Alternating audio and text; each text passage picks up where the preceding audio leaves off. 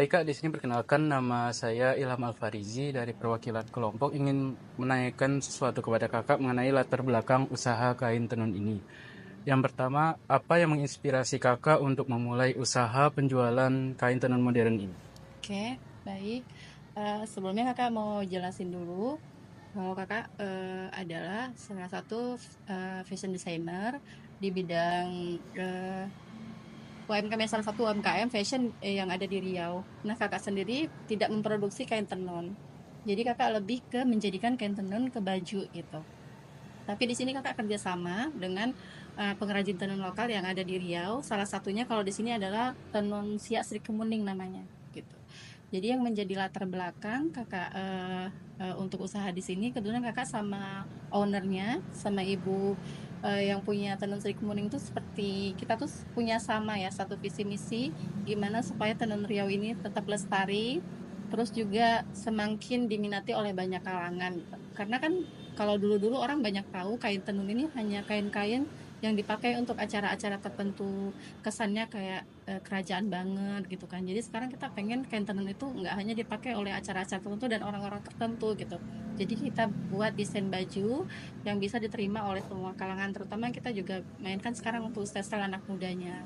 Itu yang menjadi latar belakang. Seperti itu. Yang kedua, Hmm. bagaimana Kakak memadukan elemen tradisional tenun itu dengan desain-desain modern saat ini? Oke, baik gitu.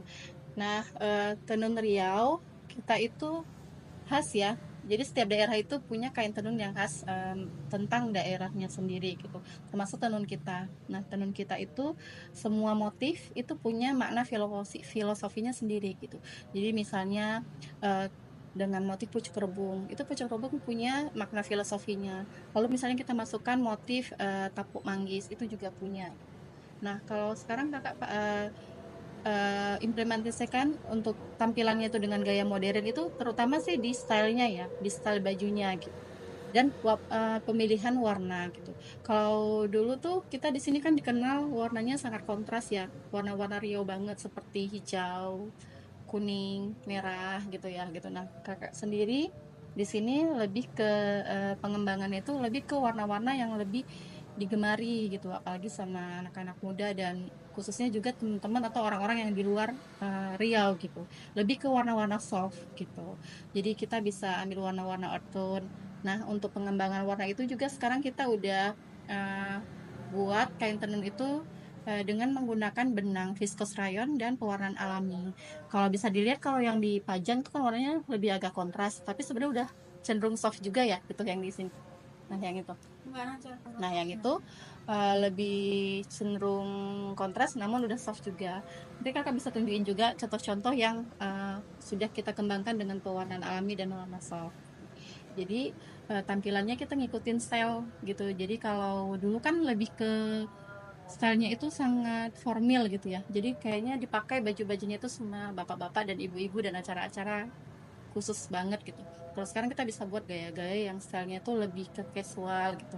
Jadi bisa dipakai ke kantor, bisa juga dipakai ke acara-acara lainnya gitu. Jadi lebih santai dan bahannya juga nanti mungkin teman-teman bisa pegang gitu. Udah sangat ringan dibandingkan kain-kain tenun yang sebelumnya gitu. Jadi nggak berat dipakai di badan gitu. Ya itu sih untuk pengembangannya untuk ngikutin yang modern. Kita ambilin contohnya dulu ya.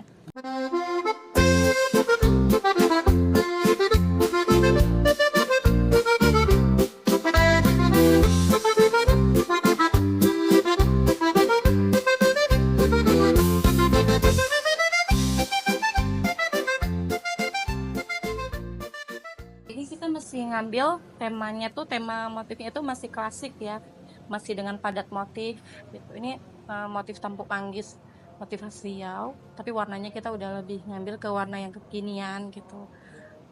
Nah, dan yang ini juga kita sudah menggunakan teknik pengerjaannya itu menggunakan mesin jakla. Nah, nanti kalau misalnya adik pengen berkunjung ke tempat pengrajinnya gitu kan, kita mungkin bisa janjian, nanti bisa kakak temenin ya gitu, biar tahu gitu gimana sih proses pembuatan tenunnya gitu. Baik Kak, izin bertanya, saya Dimas Bambang Jayanto, perwakilan dari kelompok. Mau izin bertanya nih Kak, dari hasil kain tenun Kakak ini kan udah bagus-bagus banget nih, Hmm. banyak juga. motif-motif juga, warnanya juga bermacam-macam. Hmm. Kalau boleh saya bertanya, untuk kakak mempromosikannya keluar, Hmm. itu bagaimana dengan cara kakak? Baik. Untuk promosi pastinya dari sosial media ya, terutama Instagram. Instagram kakak ada di Andini Yuliani, kemudian juga dari website, katalognya. Kemudian juga dengan mengikuti pameran, event-event seperti fashion show, baik di lokal ataupun di nasional. Gitu sih.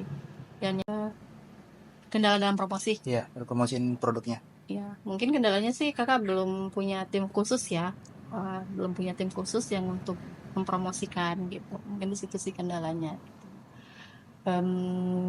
Dan bisa dibilang saat ini tuh kita masih berusaha gitu. Bagaimana tenun kita itu semakin diminati. Kalau untuk di Riau sendiri, alhamdulillah tuh kayak baju-baju kantoran gitu. Kita sering dapat orderannya seperti itu. Jadi mereka minta untuk acara-acara mereka tertentu gitu. Terus juga nanti ada juga orang-orang yang punya kegiatan acara ibu-ibu biasanya gitu, dia pengen pakai baju tenun gitu, nanti kita minta didesainkan. Itu sih lebih ke customer loyal lah kalau untuk di sini, yang sudah pernah beli dan dia memang sangat menyukai baju-baju seperti ini gitu, dia lagi yang merah. Langganan ya? Iya, langganan gitu. Karena memang kalau kakak perhatikan, pembeli kita adalah memang terutama orang-orang yang sangat mencintai wastra ya. Jadi kayak misalnya ada orang yang punya uang banyak gitu ya, tapi dia kurang suka gitu dengan kain wastra, dengan budaya gitu. Sepertinya dia lebih tertarik untuk beli baju-baju branded kan. Tapi kalau orang yang memang dia penuh penuh rasa cinta gitu, dia tuh kayak suka gitu, kayak misalnya kain Riau tuh begini ya gitu, nanti dia pergi ke kota lain, kain Maluku seperti ini ya gitu. Memang orang-orang seperti itu sih biasanya yang suka membeli. Jadi memang mereka tuh mengkoleksi kain-kain dari setiap daerah. Baik Kak, saya Grace Patricia Eugenia Brusumbiring. Di sini saya akan menanyakan tentang bagaimana Kakak mendapatkan bahan baku yang baik dan bisa memastikan kualitas produk Kakak baik. Karena tadi kan Kakak bilang ini tadi dari pewarna apa Kak? Alami kan. Bagaimana Kakak mempertahankan warna ini? Mengatakan kepada orang bahwa ini warnanya nggak bakal pudar. Biasanya orang mikirnya kalau dari alami tuh pasti bakal cepat hilang atau bagaimana. Tentang kualitas ya. Kalau untuk kualitas, kan tadi kakak kolaborasi nih dengan pengrajin. Nah, pastinya pengrajin juga tahu kalau misalnya kain itu ada cacatnya misalnya gitu, dia pasti kasih tahu gitu ke kakak gitu kan.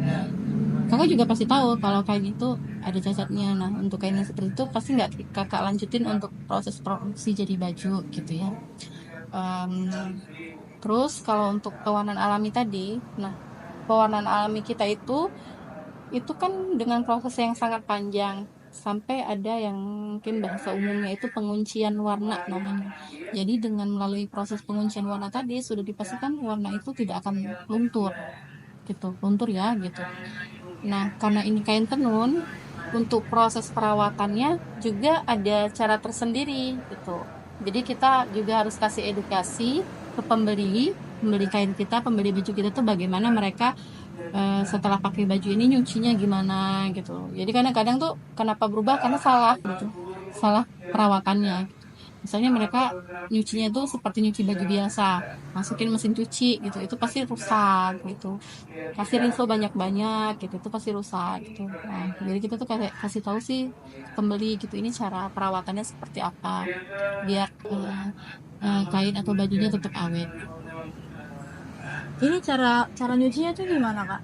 Kalau caranya biar nggak pudar tuh cara nyucinya berarti kita tuh nggak usah pakai deterjen yang sangat keras gitu. Terus kan bisa dibilang kita pakainya kan mungkin nggak terlalu kotor ya gitu. Kalau pakai baju begini walaupun udah kita bawa berpergian gitu kan, nggak mungkin ini perginya piknik gitu, nggak mungkin ya.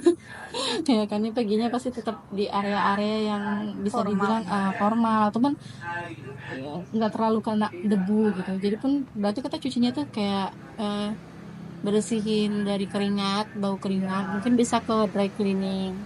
Atau kalau nyuci sendiri nggak dibawa ke dry cleaning itu kita bisa jangan pakai mesin cuci sih, cukup direndam gitu dengan mungkin lebih ke pewangi langsung, deterjen yang ada pewanginya yang lebih lembut. Sekarang kan banyak ya macam-macam deterjen gitu. Nah seperti itu.